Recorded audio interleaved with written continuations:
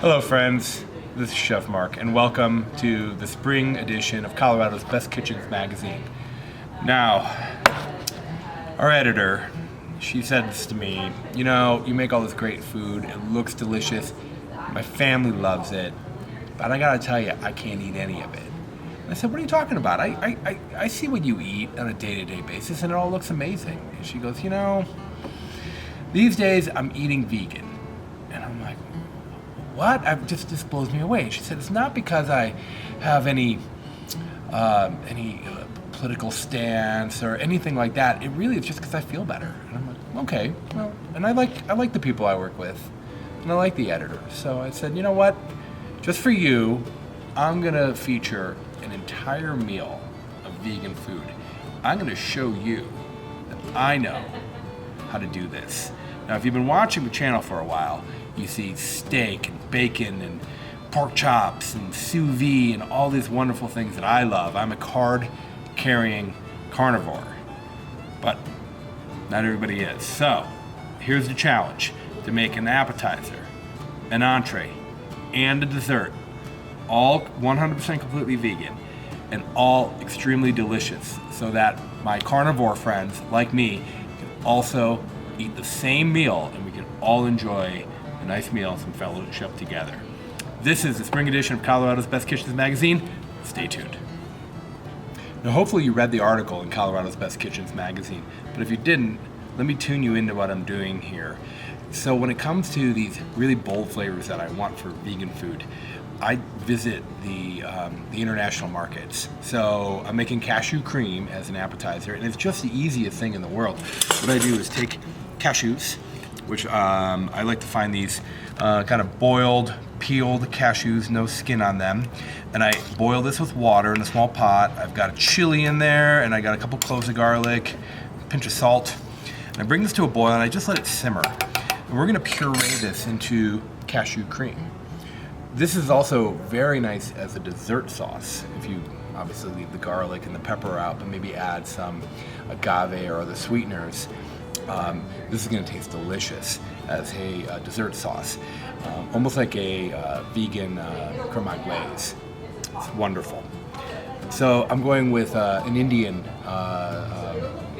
inspiration here, and I've included in the recipe down below there how to make a nice Indian spice blend, a curry. But you know what I find works great is these Shan mixes. This is masala, and it's just easy to pick up a few of these and have them kicking around in your pantry because it adds a ton of flavor. They've done all the work for you, and they're delicious. So I recommend grabbing a couple of these and having them available.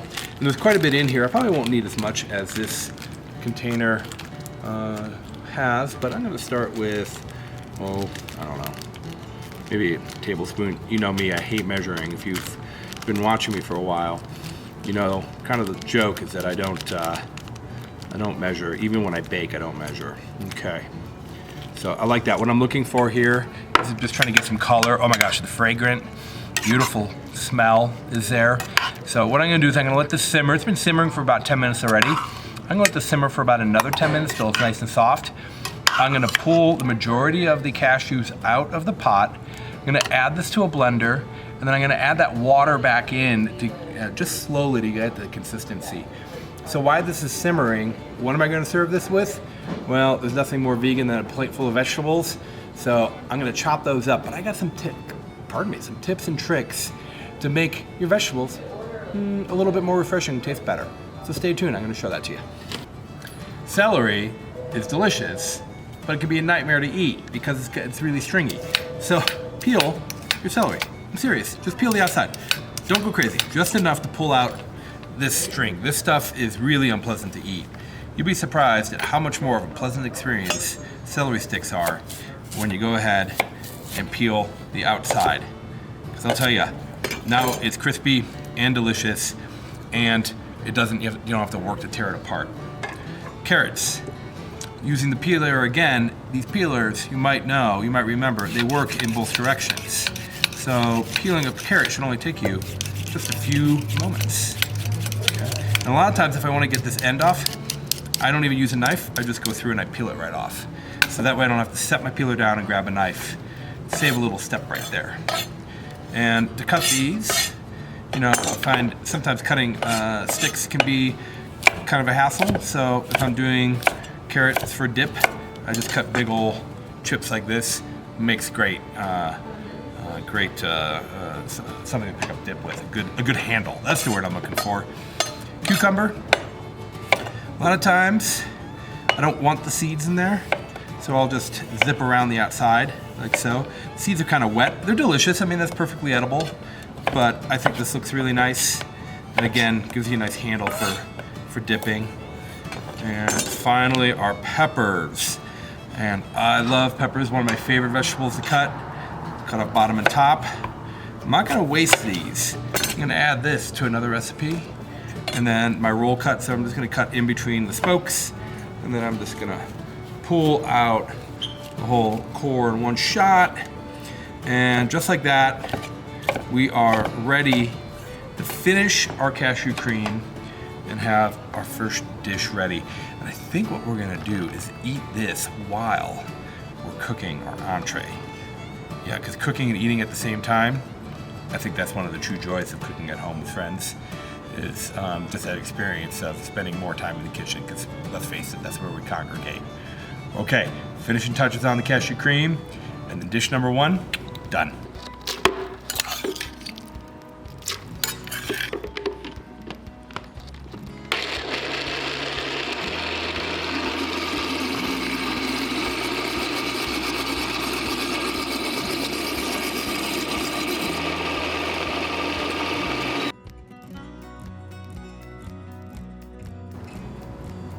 It's spicy and creamy. Just the right amount of salt. This was so easy to make. With a few Latin ingredients like cumin, fennel, maybe cilantro and lime juice, you could make a pretty passable vegan queso using the base of the same recipe. I think everybody's gonna love this one.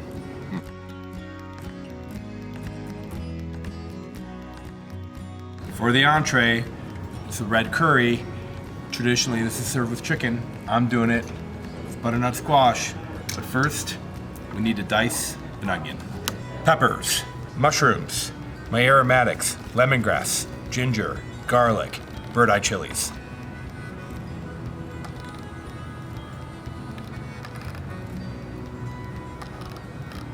Before I show you how to cut our butternut squash, let me go over the ingredients. You're gonna want some brown sugar, some tamari, soy, or coconut aminos. You're gonna want some sambal, coconut milk, not fish sauce, sesame oil. Touch of sesame oil, get your aromatics in there.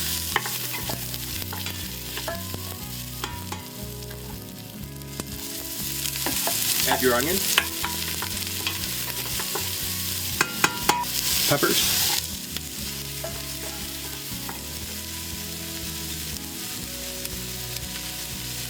this sambal or garlic sauce is vegan and will replace the red curry paste.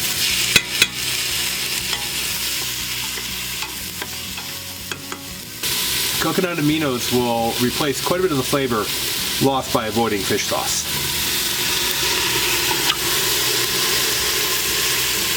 A couple cans of coconut milk.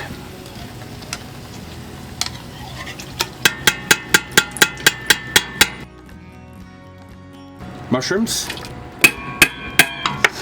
Let's go ahead and bring this to a simmer. Some brown sugar. Tablespoon or two. These can be tricky to cut, so let me show you some tips and tricks. Cut off top and bottom, and then I separate the bell from the step side here. To learn more on how to cut one of these, click the link below for my YouTube channel. I go into great depth on how to cut the entire butternut squash. You can use a peeler. I find that if you stand it up and use the side of your knife here, It's much easier to peel with a knife. Then I'm just gonna cut some planks. Now, here's a very important tip. If you cut in this direction, this is much smaller than if you try to cut, let's say like this, where you're fighting the entire surface of what you're cutting. So always try to take advantage of the slimmest side possible so that your knife will glide right through. Even something really kind of big and tough and notoriously difficult to cut like a butternut squash is a lot easier to manage if you align your food in the right direction, and then use a knife that's big enough. I always use these excellent Wusthof 10-inch chef knife. Really makes short work of virtually anything, including big, tough vegetables like a butternut squash. I'm gonna add this to the pot. You'd be surprised at how quickly these cook in a stew. If you roast this, you're looking at 35-45 minutes, but if you add it to a stew, they'll cook in 15-20 minutes. And then the moment these are cooked, we're ready to eat.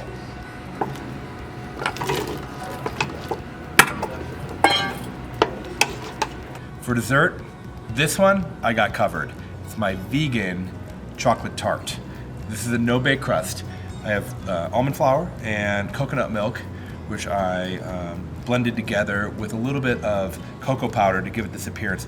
Press it into a pie shell and just let it set. This bottom is removable, making it easy to pull apart when this is done.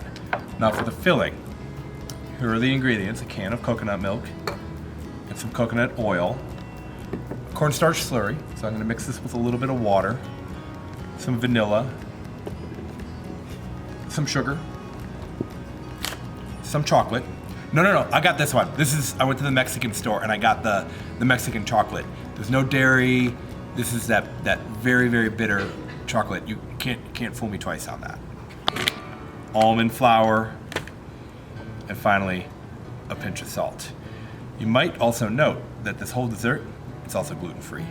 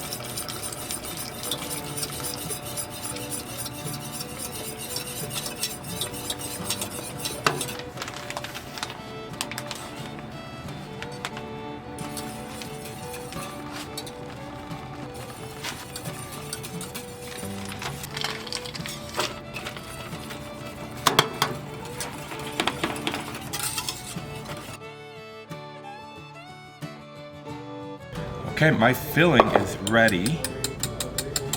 Let me pour this into my shell.